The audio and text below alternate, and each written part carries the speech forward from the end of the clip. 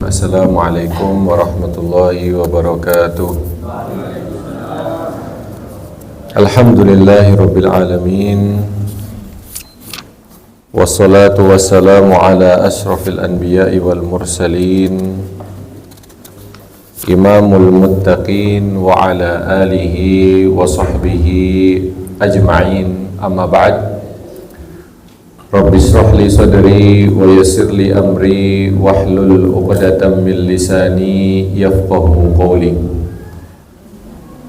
Bapak Ibu jamaah salat subuh Masjid Darussalam rahimakumullah. Alhamdulillah, kita bersyukur kepada Allah Subhanahu wa taala yang telah memberikan kepada kita usia panjang, kesehatan, sehingga kita bisa mendapatkan keutamaan memasuki bulan Ramadan ini. Walaupun ini sudah di akhir, tetap kita harus senantiasa bersyukur kepada Allah Subhanahu wa taala atas nikmat besar ini. Karena barang siapa yang bersyukur atas kenikmatan ini, Allah akan tambah kenikmatan itu. Bisa jadi ketika kita bersyukur kepada Allah Subhanahu wa taala atas nikmat ini, Allah akan panjangkan usia kita dan akan mempertemukan kita kembali dengan bulan Ramadan di tahun depan. Amin, Allahumma amin. Bapak Ibu, tema yang akan kita sampaikan pada kesempatan yang baik ini insya Allah adalah tentang Al-Quran sebagai pedoman hidup. Tidak diragukan lagi, ya, semua kita umat Islam mengetahui bahwa Al-Quran itu adalah pedoman hidup. Ayatnya sering kita baca, Alif Lam Mim Dzalikal kitabu la raiba fihi hudan lil muttaqin. Bahwa Al-Quran itu kata Allah Subhanahu wa ta'ala huda lil muttaqin, sebagai petunjuk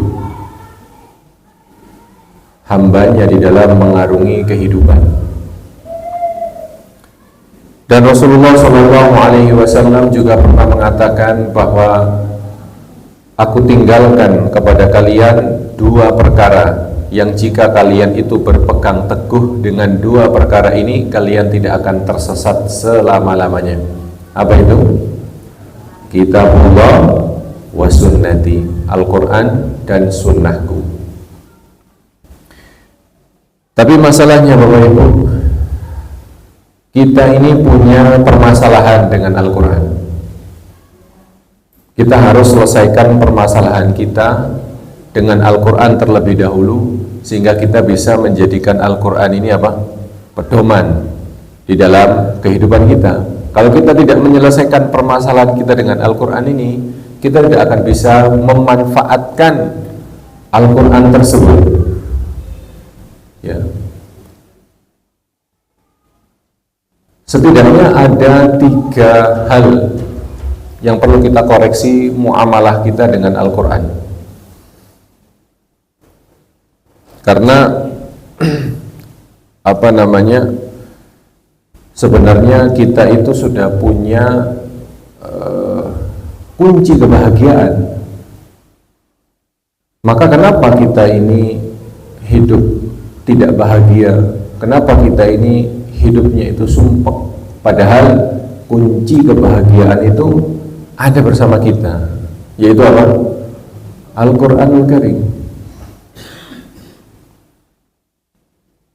Nah, hal yang harus kita kita koreksi, ya, tentang muamalah kita dengan Al-Quran, ya, itu setidaknya ada 3 yang saya rangkumkan di sini, ya.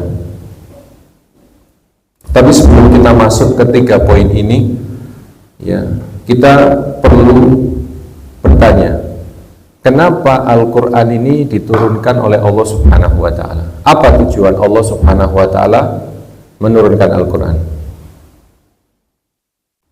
Tujuannya adalah sebagaimana disampaikan oleh Allah Subhanahu wa ta'ala sendiri di dalam beberapa ayat. Salah satu ayat ya, yang menjelaskan tentang apa fungsi diturunkannya Al-Quran oleh Allah Subhanahu wa Ta'ala adalah firman-Nya, A'udzubillahi minasyaitonirrajim, kitabun anzalnahu ilaika mubarakun liyadabbaru ayati. Sebuah kitab, ya, yang aku turunkan kepadamu wahai Muhammad, mubarakun, dengan penuh keberkahan, liyadabbaru ayatihi, untuk direnungi ayat-ayatnya. Ini tujuan diturunkannya Al-Quran, tidak lain dan tidak bukan adalah untuk apa? Ditadaburi ayat-ayatnya, ya. Tujuannya Al-Quran diturunkan adalah untuk difahami dan ditadaburi ayat-ayatnya. Nah, tapi masalahnya kita ini ada permasalahan dengan Al-Quran, ya. 3 permasalahan kita. Yang pertama, tahjimul Quran, kata para ulama, yaitu mempersempit fungsi dari Al-Quranul Karim, ya. Tahjimul Quran, mempersempit fungsi dari Al-Quranul Karim. Misalnya bagaimana? Misalnya, ya, seseorang itu memanfaatkan Al-Quran itu atau membuka Al-Quran atau membaca Al-Quran ketika ada orang mati saja, ya kan? Kalau ada orang mati, baru dia buka Quran, ya. Sampai dikatakan oleh para ulama seakan-akan Al-Quran ini kitabul maut, padahal Al-Quran ini kitabul haya. Mereka tidak mengenal Al-Quran kecuali kalau ada orang mati. Makanya pas ada orang baca Quran, mereka orang mati lah. Siapa yang mati? Oh, orang baca Quran nggak selalu identik dengan orang mati, ya. Kemudian, ya, termasuk bentuk tahjimul Quran, mempersempit makna Al-Quran, yaitu ketika seseorang membaca Al-Quran hanya untuk mengobati orang sakit saja. Pas mau ngeruqyah orang, baru buka Al-Quran. Atau dia merasa perutnya ini sakit, dadanya sakit, terus dia tahu Al-Quran itu adalah syifa, ya memang Al-Quran adalah syifa. Dia mulai baca Quran, dia ruqyah mandiri supaya sakitnya hilang. Dia bermuamalah dengan Al-Quran seperti apotik. Ya, kita tidak memungkiri bahwa Al-Quran itu syifa linnas, tapi Al-Quran lebih dari itu, ya. Ada lagi termasuk tahjimul Quran adalah ketika seseorang membuka Quran pas momen cari nama lahiran anaknya, baru buka Quran, ya. Kalau pas buka begini ada tulisannya dunia, dinamain dunia. Pas buka begini ada nama nahar, dinamain nahar. Jadi Quran fungsinya dipersempit sama dia, hanya itu saja, ya. Padahal Al-Quran itu lebih dari itu. Di dalam Al-Quran ada amrun wa nahyun, ada perintah-perintah yang harus ia laksanakan dan ada larangan-larangan yang harus dia tinggalkan, ya. Ini nomor 1, Bapak Ibu, permasalahan kita dengan Al-Quran, tahjimul Quran, mempersempit fungsi dari Al-Quran. Kemudian permasalahan kita yang nomor 2, ya, dengan Al-Quranul Karim adalah, kata para ulama, tilawatun as-sathiyah, ya. Tilawah sathiyah. Nah, contohnya seperti kita terus mengejar hataman, gitu terus. Setiap tahun mengejar hataman, tidak pernah naik level. Bagaimana cara naik levelnya? Selain mengejar hataman, yaitu dengan memahami apa yang ia baca. Bukan hanya kejar hataman, tapi dia harus naik level, memahami apa yang dia hatamkan. memahami apa yang dia baca. Jadi goalnya itu jangan selalu hatam berapa kali, tapi sudah faham atau tidak dengan apa yang dibaca, ya kan? Loh, kan satu huruf dalam Al-Quran itu 10 kebaikan, Ustaz. Ya betul, iya betul. Satu huruf dalam Al-Quran itu adalah 10 kebaikan. Alif Lam Mim berarti 30 kebaikan. Seperti itu yang disampaikan oleh Rasulullah SAW. Tapi kita jangan lupa, ya, tujuan diturunkannya Al-Quran, kata Allah tadi apa? Kitabun anzalnahu ilaika mubarakun liyadabbaru ayatihi, untuk ditadaburi maknanya. Selain kita membaca untuk mendapatkan pahala itu tadi, ya kita pahami maknanya. Karena kalau kita hanya berhenti di situ saja, fokus dengan bacaan-bacaan, hataman-hataman, tidak mau naik level kepada pemahaman makna Al-Quran, berarti kita mendolimi Al-Quran itu sendiri. Karena Al-Quran diturunkan untuk dipahami, bukan hanya untuk dibaca-baca saja, ya. Makanya ada para ulama ketika menjelaskan hal ini, beliau mengatakan, sekarang begini, coba Bapak Ibu bayangkan, misalnya Bapak Ibu ini sedang sakit, kemudian ada yang memberikan surat kepada Bapak Ibu. Di sini ada kesembuhan jenengan. Pasti jenengan akan tertarik untuk apa? Membacanya, ya kan? Dibacanya. Pas dibuka lembaran ini, ternyata lembaran ini pakai bahasa asing yang bukan bahasa kita. Normalnya kita, apa yang kita lakukan? Di situ ada kesembuhan kita yang kita cari. Kita sedang sakit, kita sedang cari obat. Ternyata disitulah kesembuhan kita. Kita tidak paham, tentu kita akan mencari tahu siapa yang paham ini untuk dibacakan kepada kita, dan kita akan benar-benar menyimak apa ini, karena ingin sembuh, ya. Kita akan berusaha, ya, melakukan segala cara untuk tahu, ya, apa makna di dalam surat itu. Nah, Al-Quran ini adalah pedoman hidup kita supaya kita bisa masuk surganya Allah Subhanahu wa Ta'ala. Ya, kita harus usaha, ya, untuk paham makna-maknanya, menjalankan perintah-perintahnya, larangan-larangannya, sehingga kita bisa selamat di dunia maupun di akhirat, ya.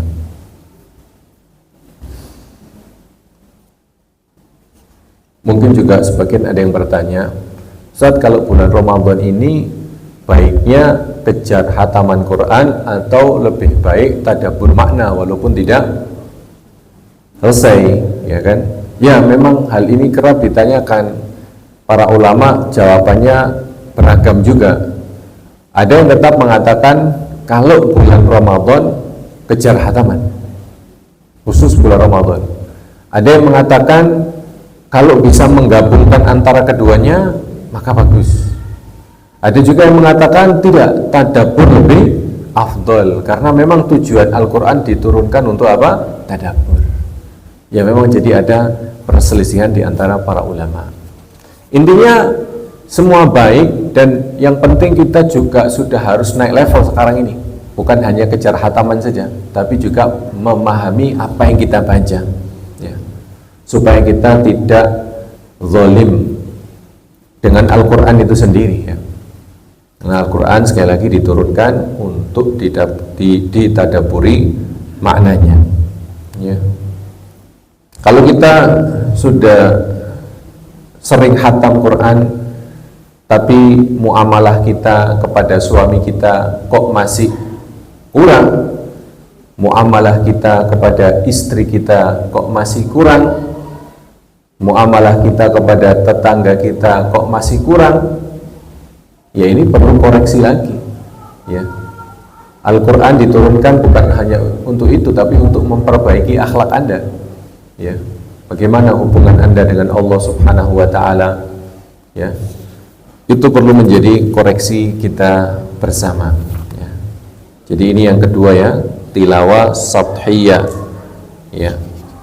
Kemudian yang terakhir Bapak Ibu, yang ketiga, ya, yang terakhir muamalah atau misalnya kesalahan kita ketika bermuamalah dengan Al-Quran itu adalah, kata para ulama, ihtimamatun sanawiyah dunal awwaliyah.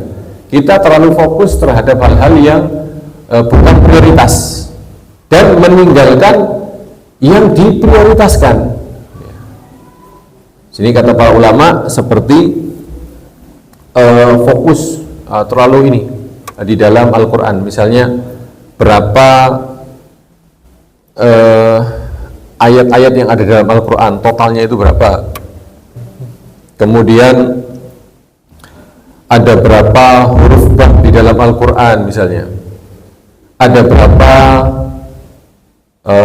kalimat nahrun di dalam Al-Quran, bahrun di dalam Al-Quran, kalimat sungai, kalimat malam di dalam Al-Quran itu ada berapa totalnya sampai diperlombakan, ya. Jumlah iklab ada dalam Al-Quran itu berapa, jumlah idgham total berapa dalam Al-Quran. Ini ihtimamat sanawiyah kata para ulama, apa namanya, bukan prioritas, ya. Ya. Sampai diperlombakan. Nah, lalu apa prioritasnya? Prioritasnya ya kembali kepada ayat tadi, lihat baru ayatihi, untuk ditadaburi maknanya, ya.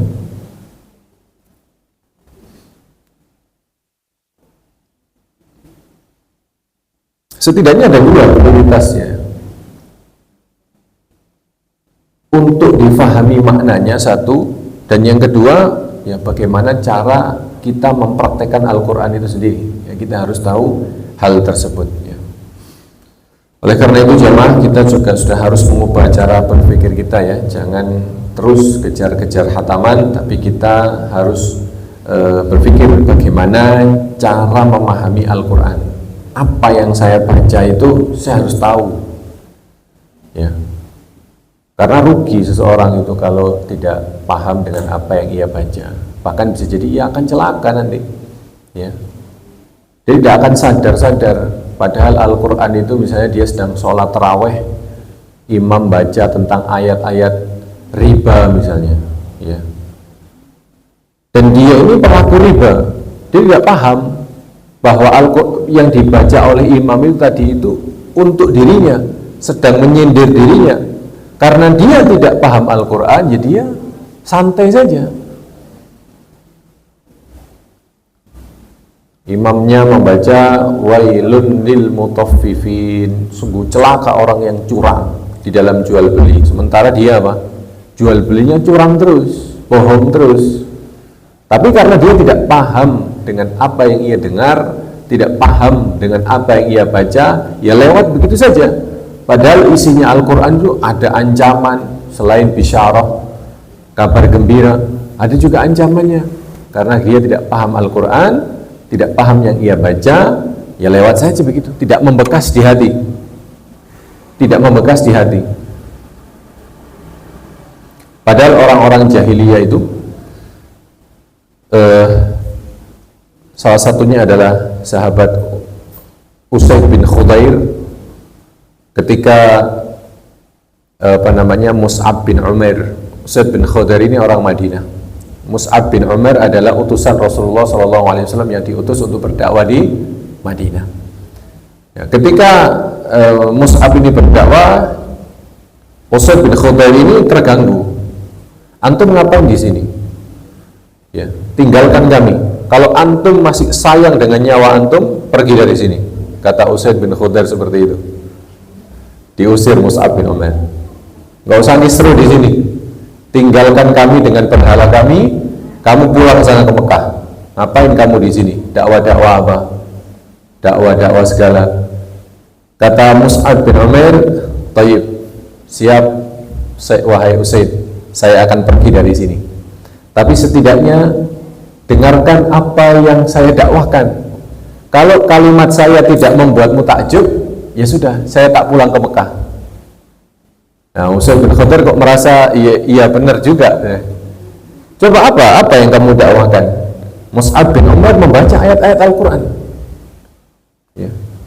Karena Usaid bin Khudair paham yang dia baca, karena orang Arab dan Al-Quran turun dengan bahasa mereka, itu Usaid bin Khudair langsung mendapatkan hidayah dan langsung tanya kepada Mus'ab bagaimana cara masuk Islam. Subhanallah, ya. Karena direnungi, karena paham maknanya. Ya. Kita yang bertahun-tahun baca Al-Quran lewat ayat-ayat neraka, ayat-ayat surga, tidak pernah merasa apa? Rasulullah itu kalau melewati ayat ancaman, ayat neraka, itu berlindung dari api neraka. Ketika melewati ayat-ayat bisyarah, kabar gembira surga, meminta kepada Allah hal itu. Nah, kita sudah berapa kali lewat, tapi kita tidak pernah apa? Meminta perlindungan ataupun meminta surga kepada Allah Subhanahu wa ta'ala. Ini semua adalah permasalahan kita bersama yang harus kita selesaikan.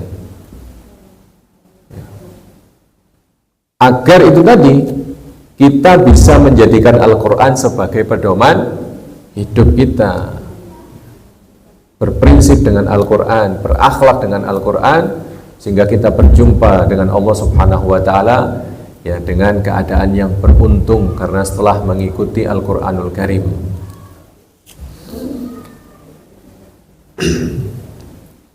Baik jamaah, itu saja yang bisa saya sampaikan pada kesempatan yang baik ini. Ya, intinya adalah kita harus naik level ya jamaah, untuk selalu memperhatikan ya bagaimana cara kita memahami Al-Quran. Ya, kita buat program saja.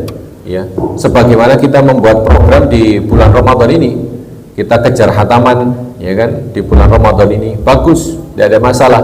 Tapi setelah keluar dari bulan Ramadan ini, kita juga sudah harus punya program, kita khatam 30 juz beserta maknanya dalam 1 tahun. Bisa itu kalau ditarget, kalau mau ya. Intinya mempelajari makna-makna tafsir-tafsir tentang Al-Quran itu sangat penting, bahkan itu kewajiban kita bersama umat Islam, karena jangan sampai kita menzalimi Al-Quran dengan cuma kita baca saja tapi kita tidak mengerti maknanya. Baik jamaah, semoga yang sedikit ini bermanfaat untuk diri saya pribadi dan untuk para jamaah sekalian. Aqulu qouli hadza wa astaghfirullah li wa lakum wa lisairil muslimina wal muslimat min kulli dzambin fastaghfiruhu innahu huwal ghafurur rahim. Saya kembalikan ke MC. Baik Ustaz, kasih. Biasanya kita sampai suruh Ustaz. Boleh tanya jawab. Boleh? Boleh. Boleh. Yang Ibu yang mau bertanya silakan. Monggo, yang bisa saya jawab, yang tidak bisa nanti insya Allah akan dijawab oleh Ustadz ya. Bantu saya jawab Ustadz ya. Monggo, kalau misalnya ada yang ingin bertanya.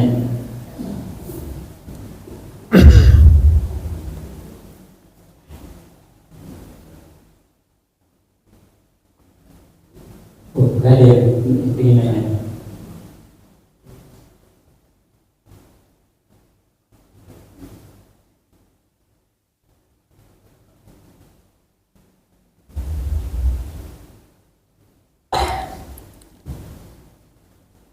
Monggo Pak. Monggo. Waalaikumsalam warahmatullahi wabarakatuh.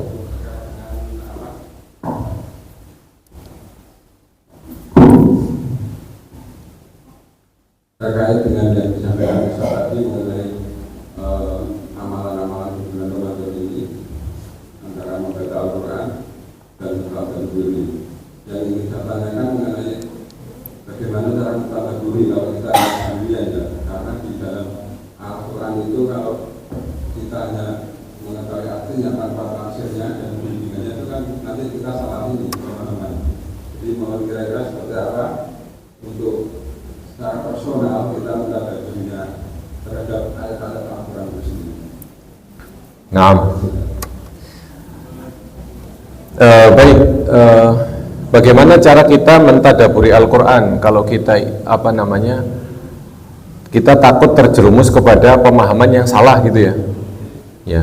Ada ulama yang mengatakan kalau kita itu paham bahasa Arab, kita itu sudah mengetahui 70% dari Al-Quranul Karim. Cukup bermodalkan mengerti bahasa Arab, kita itu sudah mengetahui 70% dari Al-Quranul Karim. Tips nomor satunya itu memang yaitu dengan belajar bahasa Arab, ya, dengan belajar bahasa Arab. Kalau tidak memungkinkan, karena mungkin kita sudah, sebagian dari kita mungkin sudah sepuh ya, sulit untuk belajar secara kontinu bahasa Arab, ya kita bisa dengan membaca terjemahan tafsir Al-Quran. Sudah banyak sekali ya. Di antara tafsir favorit yang sering kita lihat di toko-toko buku yang sudah diterjemahkan adalah tafsir Ibnu Katsir, ya, tafsir Ibnu Katsir. Kemudian ada tafsir, itu ulama-ulama terdahulu ya. Ada ulama-ulama kontemporer zaman sekarang yang bagus sekali, itu adalah tafsir Al-Munir, Ustaz ya, karangan Profesor Dr. Wahba Zuhaili. Ya, tafsir Al-Munir kalau tidak salah. Ya, itu ada berapa jilid, itu 15 jilid, itu bahasanya mudah dimengerti, ya, favorit juga, ya, ada 15 jilid dan sudah available di toko-toko buku, itu bisa dibeli. Ya, dengan membaca tafsir Al-Quran yang ditafsirkan oleh ulama langsung ya. Karena memang perintah tadabbur Al-Quran ini oleh Allah Subhanahu wa Ta'ala diperintahkan kepada umat Islam semuanya, bukan kepada cuma ustadz, bukan kepada masyayikh, para syekh, tidak, untuk semua umat Islam ya.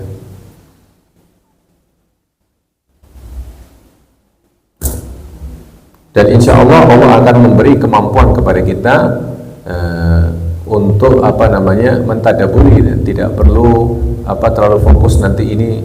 Kalau tafsir memang butuh ilmu ya, tapi tadabbur lebih luas dari itu ya. Semua dari kita bisa mentadaburi ayat-ayat Allah sesuai dengan imajinasinya ya, sesuai dengan imajinasinya ya.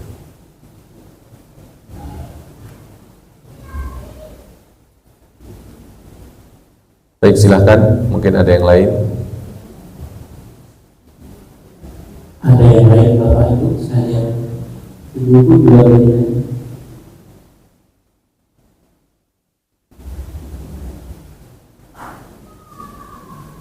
Ya, kalau tidak ada yang apa-apa.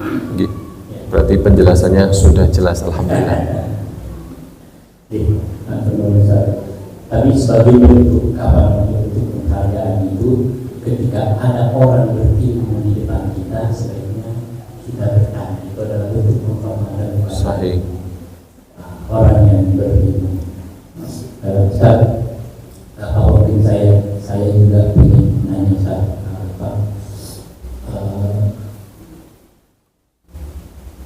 tiga minggu yang lalu Ustaz Junari itu menjelaskan tentang tafsir itu saja ayat kedua dari Al-Fatihah, Alhamdulillah. Beliau menjelaskan betapa dahsyat ayat itu, bahwa Alhamdulillah itu tidak sebatas ucapan bersyukur biasa, tetapi itu adalah pengakuan yang luar biasa kepada Allah Subhanahu wa Ta'ala. Nah, Ustaz, gimana caranya kita supaya ketika membaca Quran, membaca tafsirnya itu tafsir yang umum ya, terjemahan ya, supaya kita bisa memaknai dengan baik dan memahami. Kadang-kadang kita mendengar ayat itu kayak enak sekali, nyambung sekali, tapi untuk mengamalkannya itu ya kalau di dalam sini kayak yakin banget ya, dan begitu keluar kehidupan yang luar biasa itu ya kembali lagi. Gimana caranya, gimana caranya supaya kita benar-benar bisa bisa mengamalkan ayat-ayat yang ada itu, misalnya yang untuk mengamal sehari-hari. Karena kita lagi baca Quran, tapi yang katakan kadang-kadang omongan saya itu menyakiti orang. Kadang-kadang sikap saya kayak merasa biasa-biasa saja, tapi orang merasa kok dia kurang baik ya. Dia seperti itu kan, orang yang putih, orang yang perubahan diri itu sebenarnya sudah bisa mendapatkan ada sesuatu yang terjadi pada kita dan tidak diterima dengan baik. Gimana Quran ini masuk di dalam diri kita, dalam keseharian kita. Gimana agar Al-Quran ini masuk ke dalam diri kita, kita praktekkan di dalam keseharian kita. Misalnya saya bersikir, baru aja selesai bersikir, tapi kadang-kadang emosi saya naik lagi. Baru saja kita sholat, tapi kadang-kadang ada orang ini sudah tidak nyaman lagi, ya seperti itu saja. Ya, bagaimana ya? Ya kita senantiasa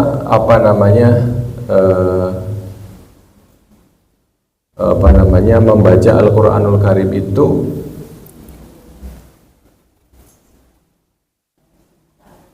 ya, saya sebenarnya agak kurang bingung ya dengan pertanyaannya ya. Mungkin bisa dipersingkat lagi, diperjelas lagi. Saya persingkat bahwa bagaimana kita yang apalagi dalam kita yang setiap hari membaca Quran, membaca zikir, tapi kadang-kadang itu tidak selalu sejalan dengan perbuatan kita sehari-hari. Masih gampang marah, masih gampang berpikir negatif, masih menaruh prasangka kepada orang lain. Jadi mungkin termasuk dari gangguan hawa nafsu kita, mungkin juga gangguan dari syaitan, dan itu memang butuh sering-sering bermuamalah dengan Al-Quran. Dan juga yang terpenting adalah berdoa kepada Allah Subhanahu Wa Taala.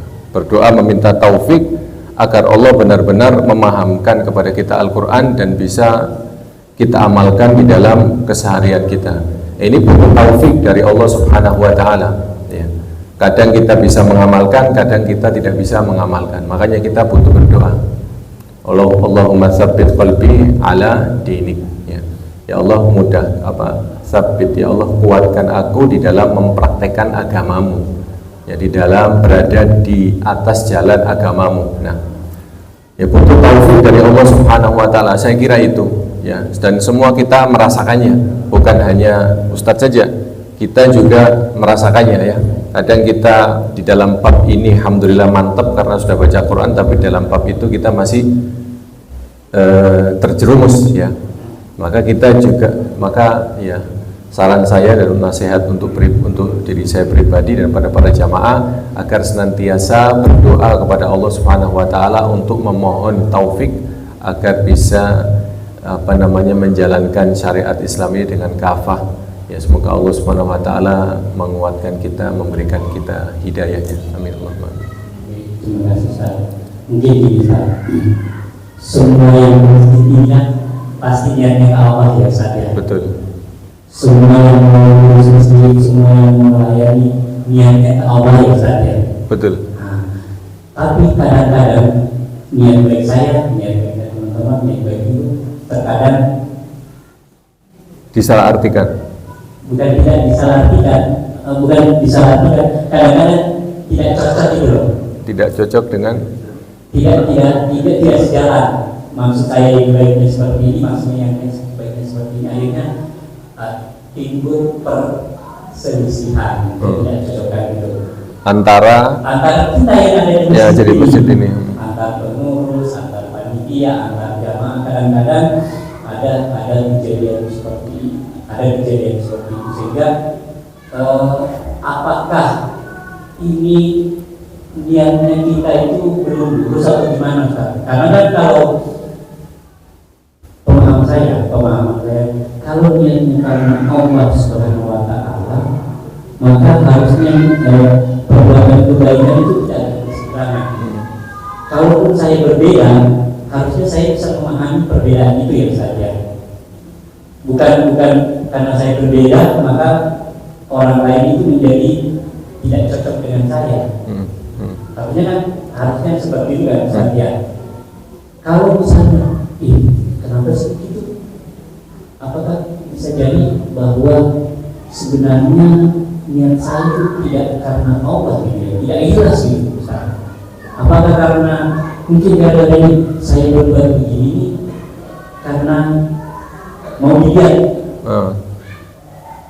mau dilihat sebagai orang yang paling berkorban, mau dilihat sebagai orang yang paling berbuat banyak, dan kadang-kadang jangan muncul, kalau bukan karena saya itu tidak akan terjadi. Akhirnya niat sombong Ustaz.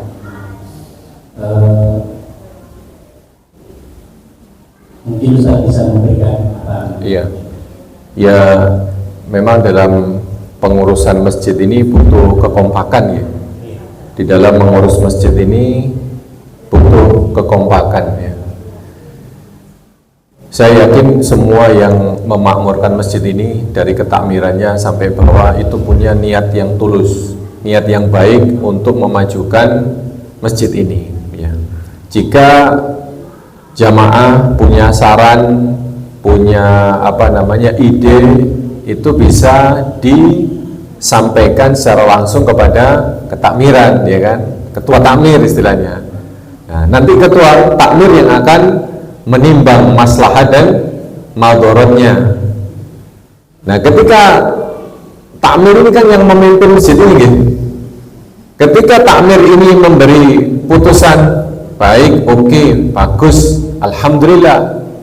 Tapi kalau takmir mengatakan sepertinya jangan karena maslahatnya begini, mudaratnya begini, maka kita harus legowo istilahnya ya. Harus legowo karena kita sudah ridho bahwa Bapak Fulan menjadi takmir masjid ini.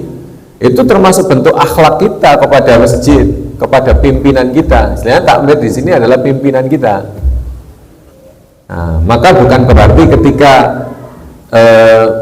ide kita ditolak atau saran kita ditolak, kemudian ini tanda tidak ikhlas, tidak, bukan seperti itu insya Allah. Karena biasanya yang dijadikan takmir itu adalah yang berilmu, kalau tidak yang sepuh ya kan. Orang yang sepuh kan pemikirannya lebih matang ya, penimbangannya lebih matang. Begitu juga yang berilmu, dia bisa memberi keputusan dengan ilmunya itu tadi.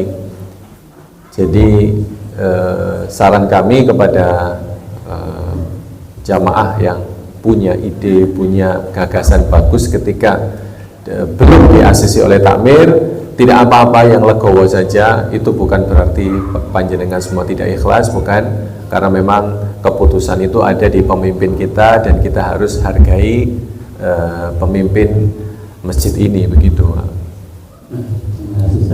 Kebetulan saya yang kebetulan. Oh, jenengan nggih. Karena saya lihat itu ibu-ibu itu waduh luar biasa. Ibu-ibu di sini kan, kalau pengajian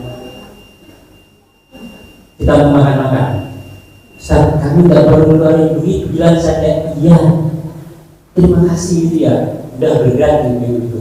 Jadi banyak hal positif, bapak-bapak juga demikian. Tapi kadang-kadang ini ada ketidakcocokannya. Nah, ada di Pak Iskandar yang mau nanya, Pak Iskandar. Pak Iskandar. Pak Iskandar. Assalamualaikum warahmatullahi wabarakatuh. Waalaikumsalam. Ustaz, saya beberapa kali itu mendengarkan tausiah dari ustaz yang lain gitu ya.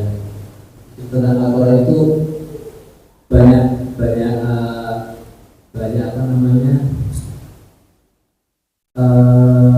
prioritas di dalam Al-Quran itu. Misalkan yang pertama, banyak menyuruh kita untuk memperbanyak hafalan.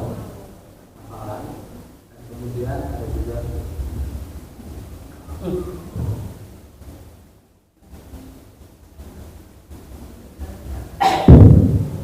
yang pertama, banyak membaca Al-Quran karena disitu banyak kebaikannya. Kemudian kemudian juga menghafal, kemudian juga yang keduanya memaknai Al-Quran. Jadi kita bisa membaca, kemudian membaca terjemahannya, kemudian memahami, mentadaburi. Bahkan kemudian kita juga membaca tafsir juga. Ada yang lain juga tentang Ustadz yang menuntut kita untuk melakukan memiliki jiwa-jiwa yang Qur'ani, termasuk hidup kita yang Qur'ani juga itu, termasuk pola makan, pola tidur, akhlak dan sebagainya. Nah, kita ini kan diberikan oleh Allah itu kemampuan yang terbatas. Kemampuan kita itu bermacam-macam. Ustaz menghafal itu sudah menghafal itu. Tapi ada juga orang yang bisa menghafal. Seperti saya itu udah balita di bawah 500 tahun itu udah udah nggak ini lagi akhirnya kita cuma membaca. Kira-kira begitu Ustaz. Sebenarnya prioritas kita itu yang mana gitu Ustaz? Biasanya bagi kita sebaiknya ada dulu itu apakah lebih baik kita menghafalkan Al-Quran dulu karena itu yang paling mudah, ataukah kita berusaha memahami tafsir yang barangkali dalam kehidupan kita sehari-hari gitu. Kalau saya sendiri pribadi, saya lebih senang campur menghafal sedikit, tetapi dengan apa yang ada di dalam Al-Quran itu yang bisa kita ambil, kita pakai untuk kehidupan kita sehari-hari. Terima kasih. Ya, nah. Kalau yang saya tangkap dari pertanyaannya adalah ketika seseorang itu sudah sepuh, ya, dia dihadapkan dengan hafalan dan tadabbur, mana yang diprioritaskan gitu? Atau dua-duanya? Bisa jadi dua-duanya, ya. Namun sesuai kemampuan saja. Misalnya kita ingin menghafal Quran. Pokoknya saya sebelum mati saya mau punya hafalan. Apa kira-kira yang saya hafal? Dicoba Pak, menghafal juz 30. Kalau sudah punya niat begitu, insya Allah Allah mudahkan. Terutama juz Tabarok, ya, Quran juz 29, Quran surat Tabarok, Al-Mulk. Nah, itu kalau kita bisa menghafalnya di usia-usia sepuh seperti ini, itu sangat bagus. Karena ada riwayat, barang siapa menghafal surat Al-Mulk, itu Allah amankan dari siksa kubur. Hadisnya hasan, ya. Adapun ayat-ayat yang kita tadabburi, apa yang kita prioritaskan Ustaz? Apakah mulai awal Al-Baqarah sampai akhir, ataukah ada ayat-ayat tertentu atau surat-surat tertentu? Iya, memang ada surat-surat tertentu yang diprioritaskan. Contohnya surat-surat yang sering kita baca dalam sholat, itu prioritas. Yang sering kita dengar, yang sering kita baca dalam sholat, itu diprioritaskan dulu untuk dibaca arti dan ditadaburi maknanya. Tidak harus dari Al-Baqarah sampai akhir, tidak harus. Misalnya kita punya ayat favorit kita aja deh, ayat favorit kita, surat favorit kita apa? Bapak, surat favoritnya apa? Al-Kahfi, kita baca setiap Jumat. Nah, itu bagus untuk ditadaburi, bahkan untuk diadakan kajian tafsirnya, Pak. Jadi kalau nunggu dari Al-Baqarah sampai akhir, kelamaan, ya kan?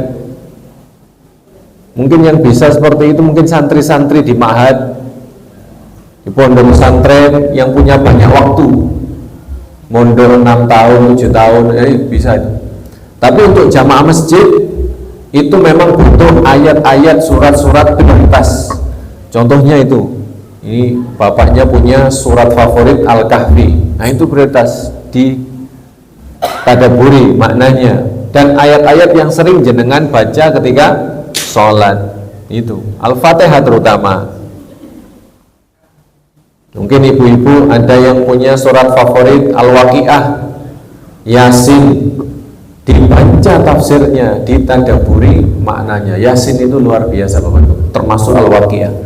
Itu mungkin kalau kita baca artinya itu kita menangis Bapak Ibu. Jadi begitu Pak, memang ada ayat-ayat prioritas untuk dihafal dan ada surat-surat dan ayat-ayat prioritas untuk ditadaburi, ya, khususnya bagi kita yang sudah sepuh. Terima kasih Ustaz. Iya. Terima kasih.